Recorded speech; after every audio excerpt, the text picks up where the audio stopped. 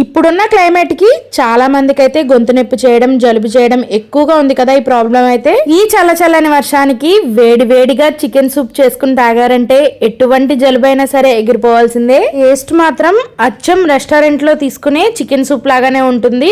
అస్సలు ఏం మాత్రం కూడా టేస్ట్ తగ్గదు. ప్రాసెస్ లోకి వెళ్తే కుక్కర్ లోకి 150 గ్రామ్స్ వరకు బోన్లెస్ చికెన్ ని, ఒక ఉల్లిపాయ ముక్కలు, అల్లం ముక్కలు, వెల్లుల్లి ముక్కలు, 10 నుండి 15 మిరియాలు, ఒక 1 లీటర్ వరకు వాటర్, టేస్ట్ కి సరిపడగా సాల్ట్ ని వేసుకుని కుక్కర్ ని 2 విజిల్స్ రానివ్వాలి.